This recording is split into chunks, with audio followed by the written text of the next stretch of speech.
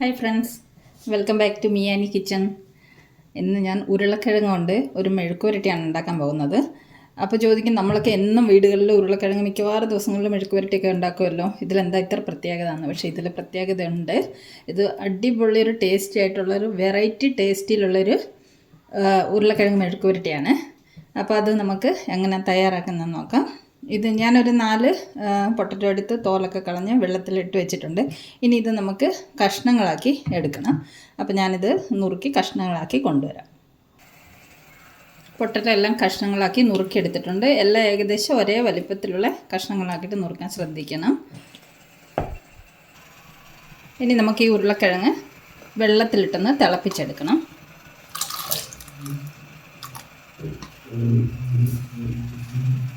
നല്ലതുപോലെ ഒന്ന് തിളപ്പിച്ച് ഒരു ഹാഫ് കുക്ക് ആക്കി എടുക്കണം നമുക്കിത്.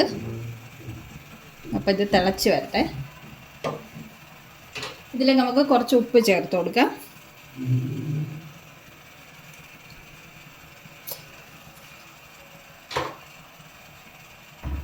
കുറച്ച് മഞ്ഞൾപ്പൊടിയും കൂടെ ചേർത്ത് കൊടുക്കാം.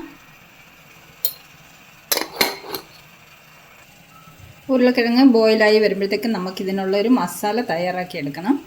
കുറച്ച് മുളക് പൊടി, മഞ്ഞൾപ്പൊടി, കുരുമുളക് പൊടി, ഉപ്പ്, 5-6 അല്ലി വെളുത്തുള്ളി, കറിവേപ്പില, കുറച്ച് പെരിഞ്ചീരകം. ഇതെല്ലാം കൂടെ നമുക്ക് മിക്സിയുടെ ജാറിലിട്ടിട്ട് നല്ലോണം അരച്ച് പേസ്റ്റാക്കി കൊണ്ടുവരാം. മസാല അരച്ച് റെഡിയാക്കിയിട്ടുണ്ട്. നമ്മുടെ ഉരുളക്കിഴങ്ങൊക്കെ ഒരു 70% വേവിച്ചെടുത്തിട്ടുണ്ട്. ഇനി നമുക്ക് ഈ വെള്ളമൊക്കെ ഊറ്റിക്കളഞ്ഞിട്ട് കൊണ്ടുവരാം. മെഴുക്ക് പുരട്ടി തയ്യാറാക്കാൻ വേണ്ടി ഒരു പാൻ അടുപ്പത്ത് വെച്ചിട്ടുണ്ട്. എണ്ണ ഒഴിച്ചു കൊടുത്തു. അതിലേക്ക് നമുക്ക് ഈ തയ്യാറാക്കി വെച്ചിരിക്കുന്ന മസാല ഇട്ട് കൊടുക്കാം. ഈ മസാല നമുക്കൊന്ന് വഴറ്റിയെടുക്കാം.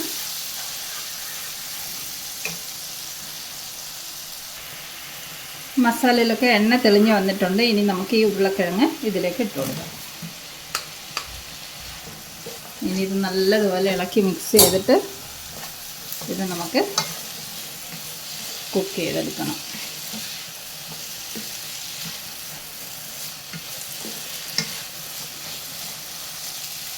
മസാല എല്ലാം കൂടെ ഇളക്കി നല്ലതുപോലെ പൊട്ടറ്റോയിൽ മിക്സ് ചെയ്തെടുത്തിട്ടുണ്ട്.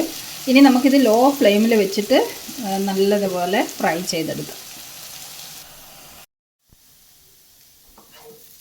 നമ്മുടെ പൊട്ടറ്റോ മെഴുക്കുവരട്ടിയൊക്കെ ലോ ഫ്ലെയിമിലിട്ട് നല്ലതുപോലെ ഫ്രൈ ചെയ്തെടുത്തിട്ടുണ്ട്. ഇനി ഇതിൻ്റെ ടേസ്റ്റ് കൂട്ടാനുള്ള ഒരു ടിപ്പും കൂടുണ്ട്.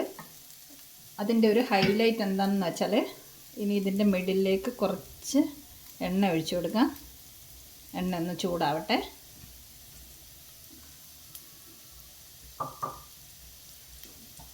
ഇനി ഈ എണ്ണയിലേക്ക് കുറച്ച് ചതച്ച വെളുത്തുള്ളി ചേർത്ത് കൊടുക്കാം. 2 പച്ചമുളക്, കുറച്ച് കറിവേപ്പില. ഇതെല്ലാം കൂടെ എണ്ണയിലിട്ടൊന്ന് വഴറ്റിയെടുക്കാം.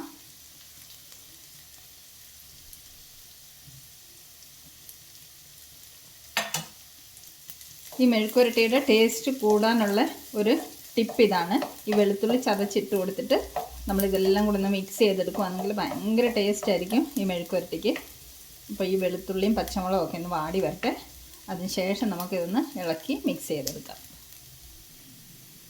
വെളുത്തുള്ളിയും പച്ചമുളകും ഒക്കെ ഒന്ന് വാടി വന്നിട്ടുണ്ട്. ഇനി ഇതെല്ലാം കൂടെ നമുക്ക് ഇളക്കിയിട്ട് മിക്സ് ചെയ്തെടുക്കാം. വെളുത്തുള്ളി ചേർത്ത് കഴിയുമ്പോൾ ഒരു നല്ലൊരു മണമാണ് കേട്ടോ വരുന്നത്. ഇനി ഒരു 2-3 മിനിറ്റും കൂടെ നമുക്ക് ഇതൊന്ന് ലോ ഫ്ലെയിമിലിട്ട് ഒന്നും കൂടെ ഫ്രൈ ചെയ്തെടുക്കാം.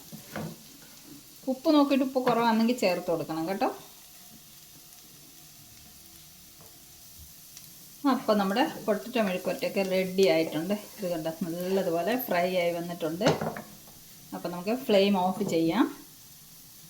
ഇനി ലാസ്റ്റ് ഇതിൻ്റെ മുകളിലേക്ക് കുറച്ച് നാരങ്ങ നീര് ഒഴിച്ചു കൊടുക്കാം. ഇപ്പോൾ ഒന്ന് ഇളക്കി മിക്സ് ചെയ്യാം.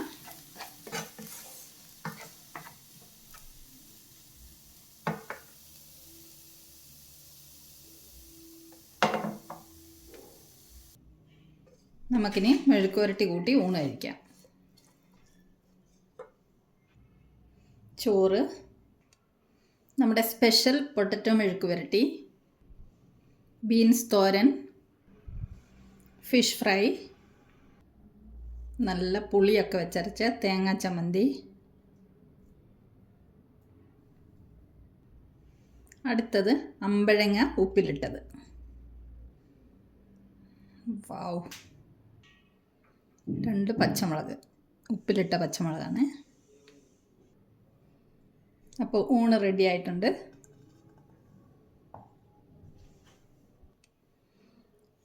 പൊട്ടറ്റോ മെഴുക്കുവരട്ടിയുടെ റെസിപ്പി ഇഷ്ടമായെങ്കിൽ തയ്യാറാക്കി നോക്കണം. ചോറിൻ്റെ കൂടെ കഴിക്കാൻ വേണ്ടിയിട്ട് ഒരു അടിപൊളി മെഴുക്കുവരട്ടിയാണ്. ഒരു സൈഡ് ഡിഷായിട്ട് നമുക്ക് കഴിക്കാം. നല്ല ടേസ്റ്റാണ് കേട്ടോ. അപ്പോൾ തയ്യാറാക്കി നോക്കണം. വീണ്ടും മറ്റൊരു റെസിപ്പിയുമായി നമുക്ക് മിയാനി കിച്ചണിൽ കാണാം. Thanks a lot for watching the video. By.